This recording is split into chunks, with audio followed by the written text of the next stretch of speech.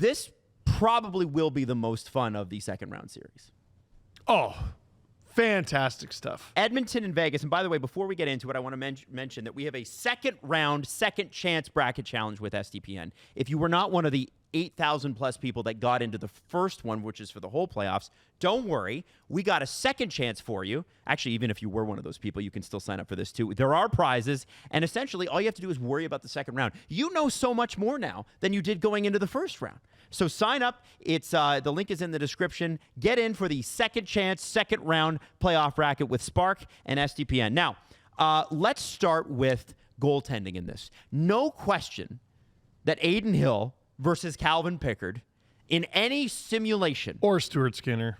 Yeah, but let's be Calvin honest. Pickard, as of right now, let's not talk about Stuart Skinner because he's not the starter. Well, I'm talking about him because I think we'll see both. Okay. That's just how Edmonton is. I think we know where we give the edge here. The team with Ilya Samsonov. Jesse. No, I give it to Aiden. Now, Aiden Hill didn't have the best series overall against the Minnesota Wild, but he turned it on when they needed it, which was in the final couple games. He had a lot better couple games then. But early on, it was a little shaky. Yeah, you had trouble shutting down the star power of the Minnesota Wild. Like, the top heavy was top heavy.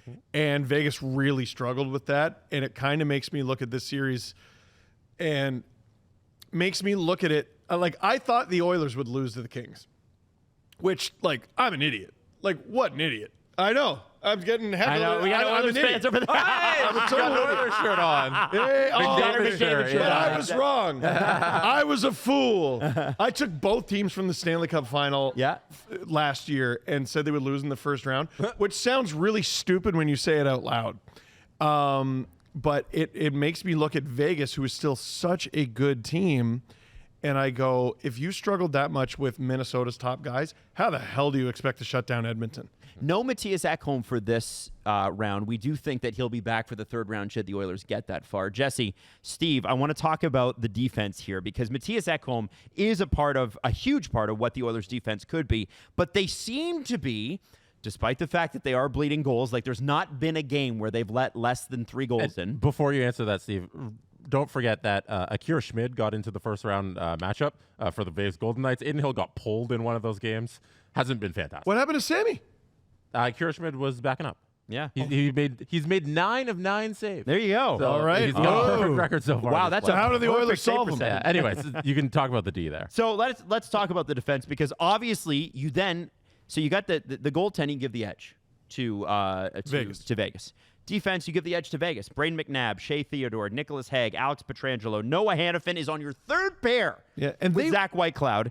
And then I'm going to compare and contrast that. Sure. Hang on. Sure. To Darnell Nurse, Evan Bouchard. That's wild that they're still doing it, but it worked in the second half of the series. It's brutal in their own end, but yeah, they can score. Jake Wallman and John Klingberg. Klingberg, who played like 10 total regular season games. Completely wild. That's a pair in 2025. Kulak and Emberson. And that's a good, solid third fine. pair. I don't have any issues with that.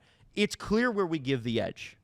Vegas. If the Oilers are going to stop Vegas on the defensive side of the puck with this core, what do they need to do? So the Oilers use their speed. It's not just run and gun. They use their speed to back you up and then set up, and they're actually good at posting in front of the net, which is what makes the Boosh bomb so formidable. So the Golden Knights, different chess piece, I've done this before. The Golden Knights, I think, are content to protect the front of the net because they're confident in it. The problem is I think that's baked into the Oilers' game plan. So they're going to use their speed, back you up, back you up, back you up. Remember that clip of Alex Pietrangelo from an outdoor game? And Nathan McKinnon's coming in on him, and he's mic'd up, and all you hear is him going, "Oh boy, that's going to be all series, buddy." So, but I'm asking on the defensive side of the puck. Well, this is what How I'm saying. how are the Oilers going to back you off on when they're in their own zone? Oh well, that's going to be difficult. But the Oilers are going. I know I asked a different question than this no. answer elicited. The Oilers are. He's getting there. They're going to be able to listen. They have their fire drills. Yeah. Yep. No team is able to completely flip the game on its head like them. Mm-hmm. Vegas could get 7 shots off, but if it doesn't end up in the back of the net, the next shot might end up in yours. Right. And the Oilers will use their speed and their pugnacity to accomplish that. Jesse, your thoughts? I actually think the Golden Knights defense struggled a lot early on in that series against the Minnesota Wild. Shea Theodore had a brutal game 1 and 2. He's got to still be recovering. Is probably, but then by the end of it, he kind of picked it up. He finished the series with 2 goals. That's what you're asking on your defense. Theodore, but crazy with the Edmonton Oilers defense, I don't think their 6th defenseman should be trying to play defense. I feel like Evan Bouchard's going to beat you by doing what he does best, and that's being one of the best offensive talents from the back end in the entire league. If the Edmonton Oilers can play their game, which is we're going to outscore our problems, that starts from the back end. It really starts with the forward group up top. It starts with McDavid and Draisaitl, but it's supported by the back end and a talent like Evan Bouchard, who is fantastic offensively. I think speed also plays a big factor for Vegas because, listen, we've been very hard on Evan Bouchard in this show. Nearly every clip that we've shown of Bouchard being terrible defensively has started in the offensive Yeah. and it's him getting, well, It's I him not would say willing getting to back do the other end. Yeah, he's just, no, I feel like staying here. It's very odd. It's very strange. So I think, guys like Dorofeyev, the Golden Knights are going to have to try to beat them along the wall. And, there have been some Selke whispers around Eichel and how good of a two-way player he is. Well, he was nominated. Well, there you go. So, this happened right before we recorded this. Yeah. So it's 2 Panthers and Eichel. Yeah. Hilarious. Oh, no, he's Lady Bing. Sorry, he's Lady Bing. Oh, Yeah, Lady that's Bing. what I was about to pull that up. I was like, Idiot moron. that's not right. Yeah.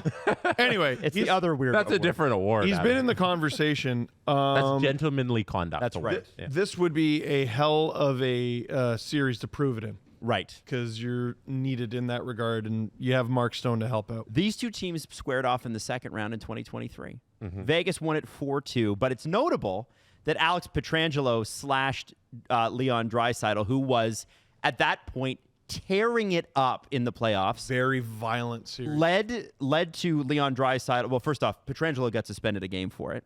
Looking back, I'm shocked that it was only 1 because he's literally trying to break his arm off. Draisaitl had 13 goals at the end of that series. He was leading the playoffs in goals until the last goal of the Stanley Cup Finals when Vegas won and Jonathan Marchessault scored. That's how great Leon Draisaitl was. We've given the defensive edge to the Golden Knights. We've given the goaltending edge to the Golden Knights. How do we not overwhelmingly give it to the Oilers when it comes to offense? Because of how balanced Vegas is. If you look at the people who scored in the first round for Vegas, it's Hertl with 3, Howden with 3, and then a couple guys with 2, and then a million players with 1. 12 different Golden Knights scored a goal in the first round against the Minnesota Wild. That's crazy. I think we might be misreading the Golden Knights, and I think what we end up seeing is a series similar to Colorado-Dallas, where, you know what, defense be damned. Yeah. Let's just both go because the Vegas's decor, Pietrangelo, Theodore, Wow. yeah, all these bruising guys who can bruise you, bruising guys who can bruise you. I do this for a living. They could also move the puck really, really well. So if Vegas decides to make it that kind of a series, we're gonna get some really entertaining hockey. I don't know if it's the greatest strategy, but they can do it. Do you know who led the Vegas Golden Knights in goals in the regular season? Was it? So Eichel. I'm not going to overthink this. Eichel. Hertl? Pavel Dorofeyev. Darn it! Wow. He was my first He guess. led the team in goals. Wow.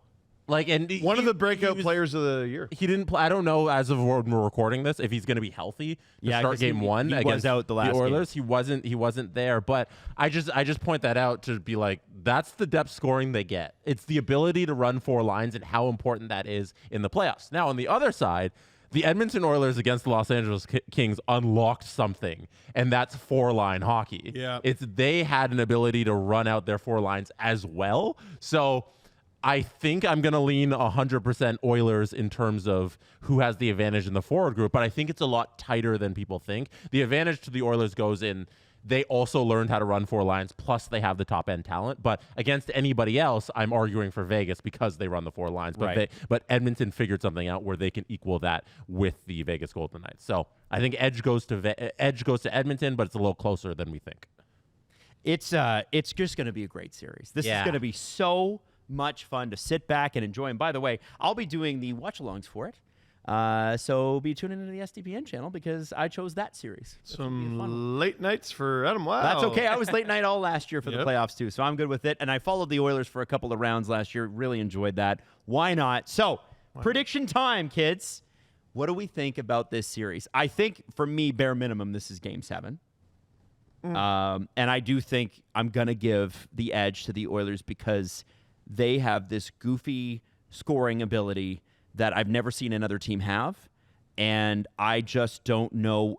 Steve, you said something, I think it was after Game 4 or Game 5 in the LA Oilers series where you're like, so what's your plan for that? And as good as Vegas is, LA was good at that too. Oh, yeah. Vegas is better.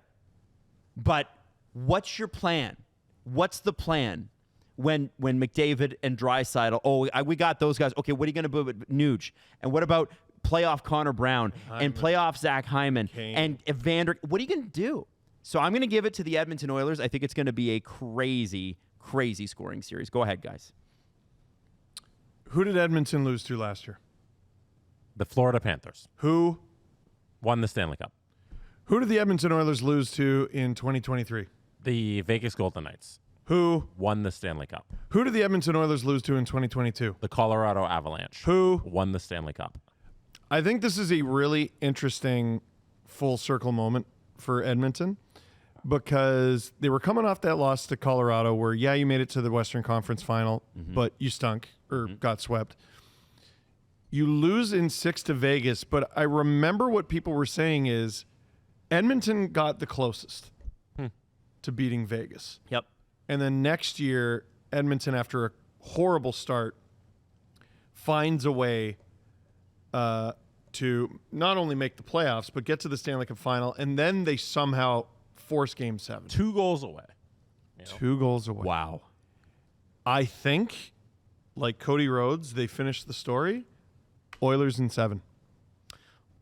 Jesse Blake. I know we've blown past 10 minutes, so I won't have a long no, give it to us. Who cares? About it? But so I'll just say Vegas in 6. But why? Whoa. Come on, give me a wrap up. No, we're done. Give me a wrap up sentence, Jesse. I know it. No, you got to own your prediction. I know Jesse's answer. Every time we underestimate Vegas, they win.